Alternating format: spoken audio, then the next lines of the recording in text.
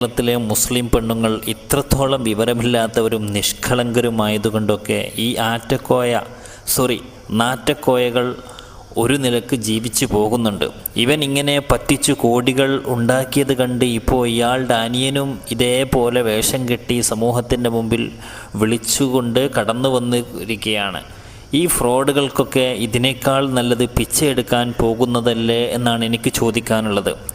പ്രിയപ്പെട്ടവരെ, ഈ വീഡിയോയിലെ മുസ്ലിം സമുദായത്തിലെ പെണ്ണുങ്ങളെ, പ്രത്യേകിച്ച് സുന്നി വിശ്വാസികളെ ബാധിച്ചിരിക്കുന്ന ഒരു ഭൂലോക ഫ്രോഡ് ജാഹിലിനെ കുറിച്ച് നിങ്ങളോട് പറയാൻ വേണ്ടിയാണ്. ഇവൻ ഈ പരിപാടി തുടങ്ങിയിട്ട് 2-3 വർഷത്തിൻ്റെ മുകളിലായിട്ടുണ്ട്. ഹാമിദ് ആറ്റക്കോയ തങ്ങൾ എന്നാണത്ര ഇവൻ്റെ പേര്.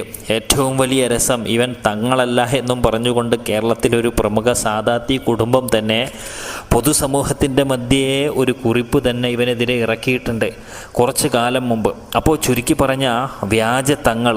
എന്നിട്ടും ഇവൻ്റെ പരിപാടിയോ 1-2 യൂട്യൂബ് ചാനലും തയ്യാറാക്കി നൂറെ ഹബീബ് എന്ന് പറയുന്ന പേരും നൽകി സ്വലാത്ത് മജ്ലിസും ക്ലാസ്സും നടത്തലാണത്രേ. അപ്പോൾ ഇത് കേൾക്കുന്ന നിഷ്കളങ്കരായ നിങ്ങൾ എന്നോട് ചോദിക്കും, അതെന്തിനാടാ ഒരാൾ സ്വലാത്ത് മജ്ലിസ് നടത്തുന്ന കാര്യമല്ലേ, നീ എന്തിനാ അവരെയൊക്കെ വിമർശിക്കുന്നത്, അത് നല്ലതല്ലേ, എന്തിൻ്റെ കുത്തിക്കഴപ്പാണെന്നൊക്കെ. അവരോട് പറയാനുള്ളത്, സ്വലാത്തായാലും ദിക്ർ മജ്ലിസ് ആയാലും ഏതൊരു ആധ്യാത്മിക സംവിധാനവും അത് നല്ല ഉദ്ദേശത്തിൽ അഥവാ ആഖിറത്തിൻ്റെ ഉദ്ദേശത്തിൽ നല്ല ആലിമ്യങ്ങൾ ചെയ്യുമ്പോഴാണ് അതിന് ഫലം വരുന്നതും അത് സമൂഹത്തിൽ നാം പ്രോത്സാഹിപ്പിക്കേണ്ടതും. ഒരു വീഡിയോയിൽ ഈ ഹാമിദ് ആറ്റക്കോയ തന്നെ പറഞ്ഞിട്ടുണ്ട്, അവന് യാസീന് പോലും നോക്കി ഓതാൻ അറിയില്ലെന്ന്. ഏത് 5ാം ക്ലാസ്സിൽ വരെ പഠിച്ച നമ്മുടെ നാട്ടിലെ ചെറിയ കുട്ടികൾക്ക് വരെ അറിയാവുന്നതാണ് യാസീൻ ബൈ ഹാർട്ട്. അതുപോലും അറിയാത്ത ഒരു കള്ളൻ, അങ്ങനെയുള്ളൊരു മണ്ടനെ, ഒരു വ്യാജനെ എന്തിനാണ് വീടിനുള്ളിലെ പ്രിയപ്പെട്ട സഹോദരിമാരെ നിങ്ങൾ പേറി നടക്കുന്നത് എന്നാണ് എനിക്ക് ഒരിക്കലും ആലോചിച്ചിട്ട് മനസ്സിലാവാത്തത്. ഇവൻ നടത്തുന്ന നൂറെ ഹബീബ് പരിപാടിയിലേക്ക് നിങ്ങൾ സംഭാവന ചെയ്യുന്നതും മതത്തെ ഒരു ഉൽപ്പന്നമാക്കി ഓൺലൈൻ മാർക്കറ്റിൽ കൃത്യമായി വിറ്റു ജീവിക്കാൻ ഈ വിദ്വാൻ പഠിച്ചിട്ടുണ്ട്.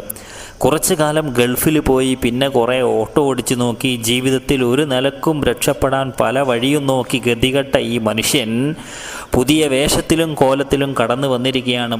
മലയാളക്കരയിലെ 4 വർഷത്തോളമായി ഇല്ലാത്ത കുറേ അനുഭവ കഥകളും പ്രചരിപ്പിക്കാൻ കൃത്യമായ സംഘടിത വാട്സപ്പ് ഗ്രൂപ്പുകളും ഉണ്ടാക്കിയ ഇയാൾ ജനങ്ങളെ കണ്ണ് പൊടിയിടാൻ വേണ്ടി കുറേ പേരുടെ കല്യാണം നടത്തിയെന്നും മക്കളെ സംരക്ഷിച്ചു എന്നും അനാഥ മക്കളെ സംരക്ഷിച്ചു എന്നും ഒക്കെ അവകാശവാദം പറഞ്ഞ് നടക്കുന്നുണ്ട്. പ്രിയ സഹോദരിമാരെ, നിങ്ങളൊന്ന് ഓർക്കണം, ഈ അല്പം ജനിക്കുന്നതിന് മുമ്പ് തന്നെ ഈ സമുദായത്തിൽ അനാഥ സംരക്ഷണവും സംഘടിത വിവാഹവും എല്ലാം ഉണ്ടായിട്ടുണ്ട്. സമുദായ പണ്ഡിതന്മാർക്ക് അതേപോലെ തന്നെ ആധ്യാത്മിക നേതാക്കന്മാർക്ക് പരിശുദ്ധ മതത്തെക്കുറിച്ചുള്ള അറിവും വിവരവും വേണ്ട എന്നാണോ നിങ്ങൾ കരുതുന്നത്?